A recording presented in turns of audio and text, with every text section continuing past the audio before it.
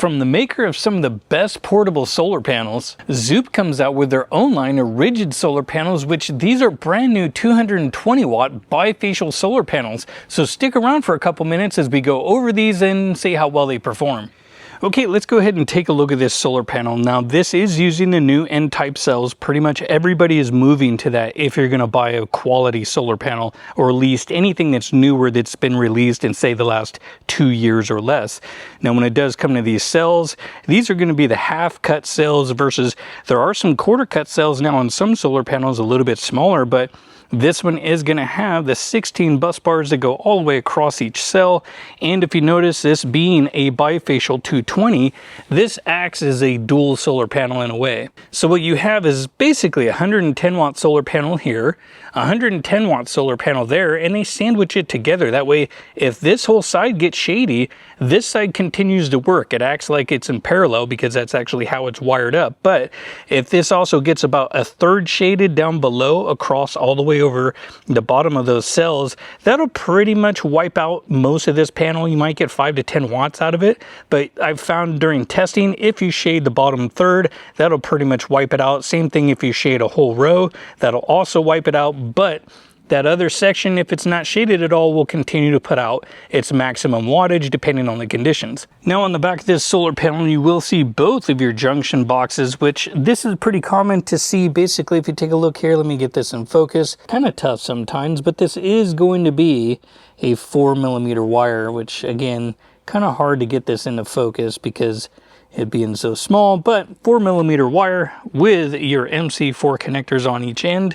Now, if we take a look at the specs, which with this sticker being pretty much clear and very hard to read, even if you have good eyesight. So you basically just want to take a look in the manual. So now if we take a look in this row, this is going to be all our spec numbers. So 200 watts, we have 26.84 volts as far as our maximum power voltage, and then below that will be our power current, 8.2. So we'll see what it looks like later for testing. And then our open circuit voltage is going to be 31 volts. So this is not enough to do 24 volt batteries. You're just slightly shy. But for 12 volt systems, definitely. Or if you take two of these solar panels and just simply take the positive and the negative and put them together, you will then have yourselves two of these solar panels in series, which then doubles your voltage. If you put them in parallel, it doubles your amperage, but putting them in series, that adds your voltage together. So instead of 31 volts open circuit, you would then be at about 62 volts, give or take.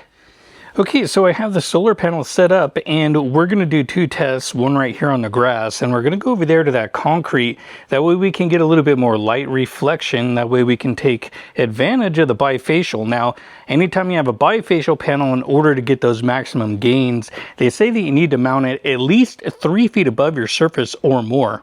Now, as far as our conditions today, it's already hot, about 100 degrees, and we do have a little haze in the sky just due to some surrounding wildfires. But overall, I think we'll still get some decent numbers, but we'll see. So let's have a look. Now, I don't have this perfectly aligned, but if you just do the little soda can trick, you can do that. And as far as our light radiance, we definitely have over 1,000 meters square, so I'm not worried about that. But you can see we're almost at a perfect circle right here with there's hardly any shade, but that's good enough. So let's just see what we get. Now, as we come over here to the power station, this is the EcoFlow Delta 3 Plus. And I really like this power station because of the dual solar inputs, 500 watts each, which this is a nice unit. This is probably my favorite little power station when it comes to just a 1 kilowatt hour type power station. But you can see right now, look at that, 205 watts. And being 100 degrees outside, and not to mention the haze in the sky, that's pretty good. But if we also check this meter over here, we're getting a little bit better because this is before it goes into the battery and everything. So these are more accurate results as far as just the solar panel only. So look at that, 210. Plus, if you look at our voltage and our amps, that's pretty right on if you were to look at the specs and everything. So far doing excellent. Let's go try it on the concrete. Okay, so now we have it over here on the concrete, and I angled it pretty much the same as we did over there. So now let's take a look and see if we gain anything extra. Okay, so now as we take a look, so we were like 202, 205, so about a 10 watt gain just by being on the concrete over here. So that's really close to the 220, especially again being hot outside. And if we take a look at our little meter that we had earlier, So look at that, 217. And look at our amps and our volts, pretty much right on. This is doing really good. This is a good panel so far. So, I mean, overall, you're still going to get light reflection because light rays just bounce around and scatter everywhere, right? So when you use bifacial panels, typically you can still get gains even if you use them, like say on the top of an RV. I've had these bifacial solar panels up here for a long time now, and I still get about a 3 to 5 watt gain per panel from a regular non-bifacial solar panel. So you can definitely use these for multiple types of projects, and one of the things is that most of the bifacial solar panels now, when you price compare, they're cheaper than the non-bifacial solar panels. So you may as well take advantage of getting a little extra gain from the light scattering all over the place, but overall, really good performance out of this solar panel.